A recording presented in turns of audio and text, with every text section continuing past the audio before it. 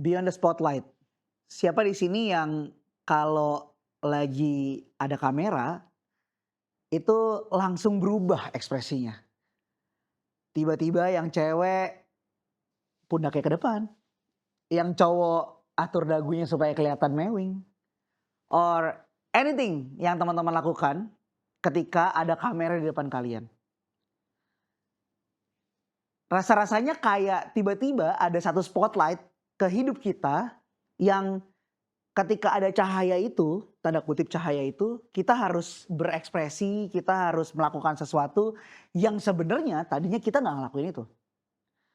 Teman-teman, surprisingly di dunia entertainment, spotlightnya beneran nyata.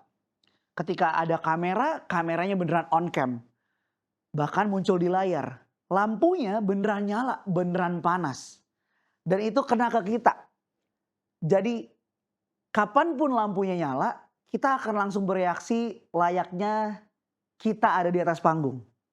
Walaupun biasanya kita di luar panggung akan berbeda. Nama saya Billy Stefanus, hari ini saya akan bercerita tentang Beyond the Spotlight. Sesungguhnya apa yang terjadi di dalam sorotan lampu dengan apa yang di luar lampu atau di luar panggung, ada perbedaan yang mungkin gak banyak orang bisa lihat, tapi kita sebagai entertainer bisa merasakannya. Ilusi spotlight.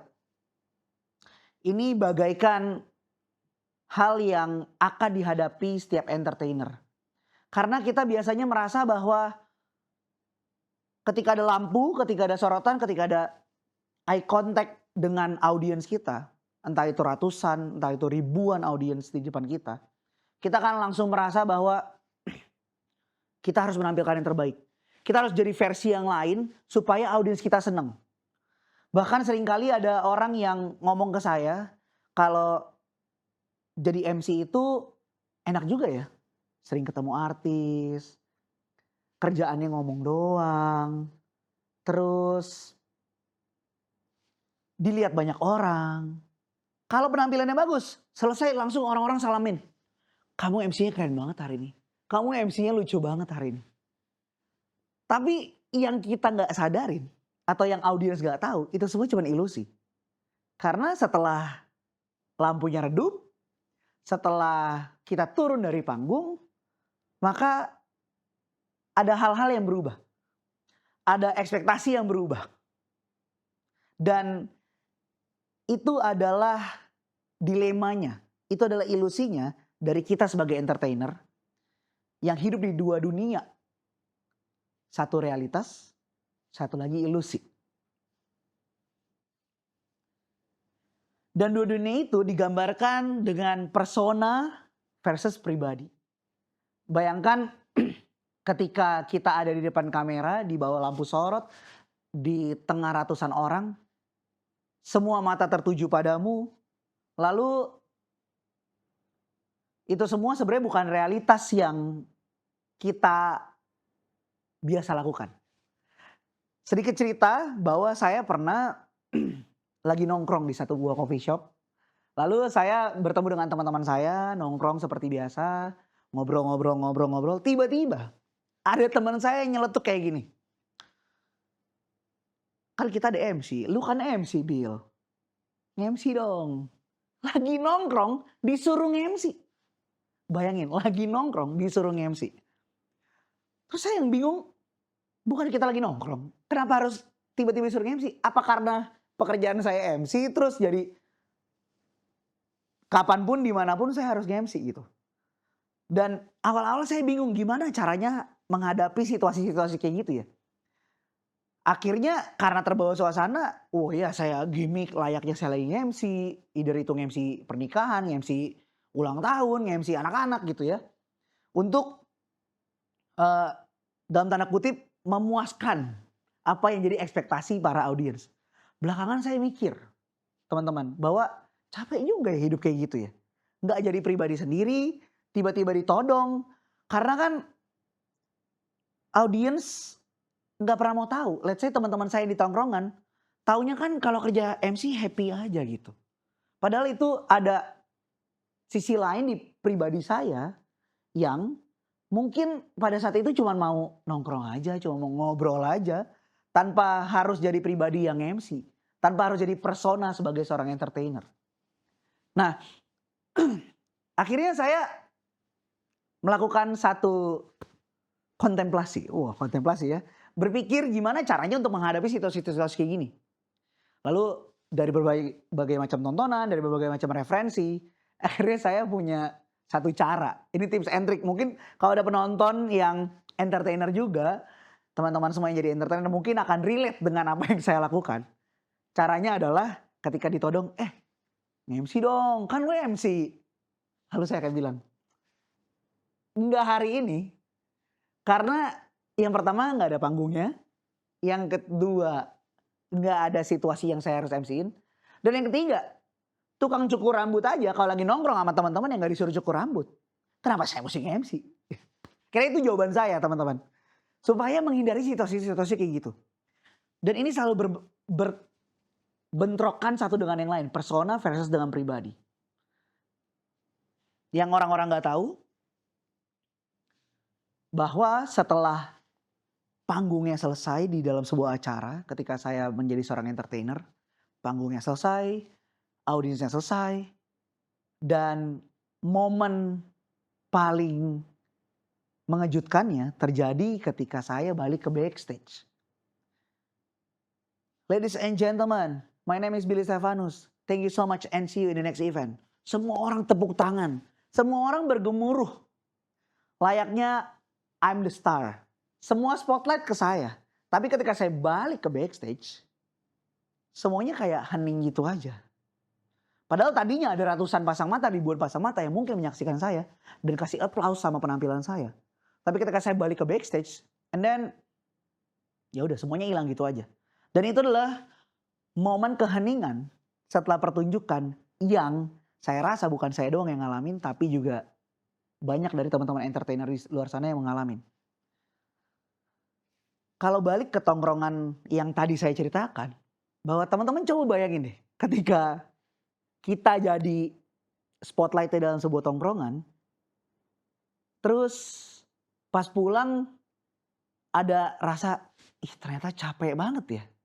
Harus ngelucu, harus heboh, harus tampil sebagai seseorang yang lain di luar pribadi kita sendiri. Padahal pas selesai dari itu semua, ya udah, enakan hidup yang kayak gini-gini aja gitu. Enakan jadi persona yang kayak gini aja tanpa ada tuntutan dari orang lain. Sama teman-teman. Entertainer juga mengalami hal yang sama. Entertainer still humans.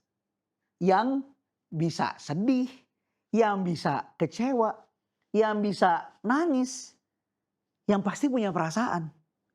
Dimana gak banyak orang yang mau ngerti tentang itu semua saat kita ada di depan mereka.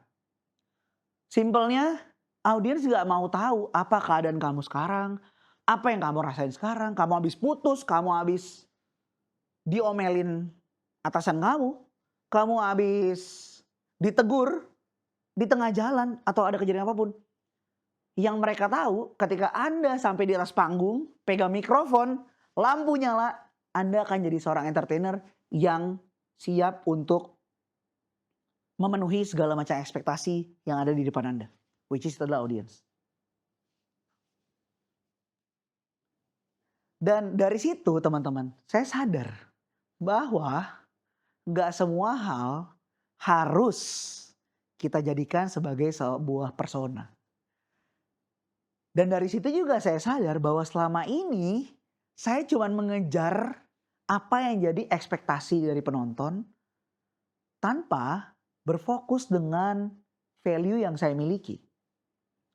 So, ketika waktu demi waktu berlalu, tahun demi tahun berlalu, akhirnya pengalaman muncul.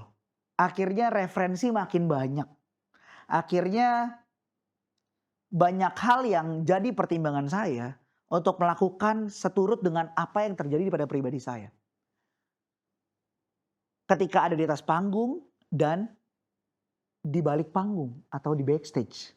Ketika ada di bawah sorotan lampu dan ketika ada di tongkrongan. Suatu hari teman-teman saya pernah tanya ke pacar saya, menurut kamu aku di atas panggung sama aku di depan kamu sekarang nih lagi ngobrol, sama atau beda? Teman-teman surprisingly dia bilang, kayaknya sama deh. Karena di depan dia saya masih berlaku seperti saya ada di atas panggung, coba menghibur orang, bikin lawakan, bikin situasi jadi full of happiness. Walaupun dia bilang ada momen-momen ketika kamu di situasi yang berbeda, iya ada momen yang oh ya ini sisi Billy yang serius, yang butuh fokus, dan ini sisi Billy yang memang full of happiness. Orang kedua saya tanya, mama saya panggilnya Mami. Mi, menurut Mami Billy di depan panggung sama di rumah sama atau beda? Mami saya balas dengan sebuah cerita. Jadi waktu itu ketika lagi di gereja, mami saya didatengin sama ibu-ibu di gereja. Lalu ibu-ibu di gereja bilang gini, Bu, anaknya lucu banget kalau lagi MC. Anaknya seru banget, rame banget. Pasti di rumah ibu gak pernah sepi ya, karena punya anak kayak Billy. Rame banget pasti Bu. Mama saya cuma diem terus mama saya bilang gini, enggak sih, di rumah dia diem-diem aja sih.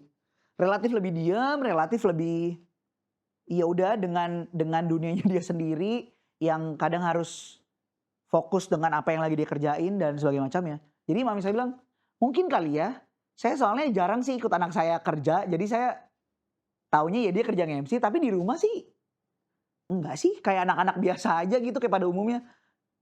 Ada dua pandangan yang terjadi di hidup saya teman-teman. Satu yang bilang kalau saya sama aja kayak yang di panggung, satu lagi yang bilang enggak sih, beda sih sebenarnya gitu. Dan akhirnya setelah itu juga terjadi, saya sadar nih, kayaknya lebih asik, lebih enak pembawaan diri itu antara persona dan pribadi itu gak terlalu beda jauh. Jadi lebih enak ketika membawa pribadi yang ada di bawah panggung, off the stage, and pribadi yang di on the stage. Walaupun kita juga harus sadar ketika kita di atas panggung kita gak bisa pakai bahasa anak tongkrongan. Kita juga harus menyesuaikan. Jadi saya lebih pilih daripada memikirkan apa ekspektasi penonton kepada saya, itu akan banyak memakan energi saya. So saya sekarang akan lebih pilih untuk fokus terhadap value apa yang bisa saya berikan kepada penonton daripada memuaskan ekspektasi dan juga bayangan penonton tentang saya tuh mau jadi apa. And beyond the spotlight itu adalah satu topik yang menurut saya relate dan dekat dengan saya. Karena dari semua yang terjadi di kehidupan saya sebagai entertainer, beyond the spotlight ini benar-benar nyata adanya dan terasa sangat dekat ketika lampu nyala, ada di atas panggung dan dengan sebuah mikrofon, berbanding terbalik dengan apa yang saya hidupi dengan realitas saya. Dengan teman-teman, dengan keluarga, dan mungkin dengan kolega-kolega inner circle, ring satu saya. Akhirnya beyond the spotlight itu menemukan satu ujungnya buat saya. At the end beyond the spotlight itu bukan tentang siapa saya yang ada di atas panggung, tapi bagaimana saya bisa menerapkan karakter, prinsip, dan juga value hidup saya untuk disalurkan energinya kepada orang sekitar. So beyond the spotlights is not where the fame fades, but beyond the spotlight is what can you give with the value and with your heart. Thank you so much. Nama saya Billy Stefanus, and this is Beyond the Spotlight.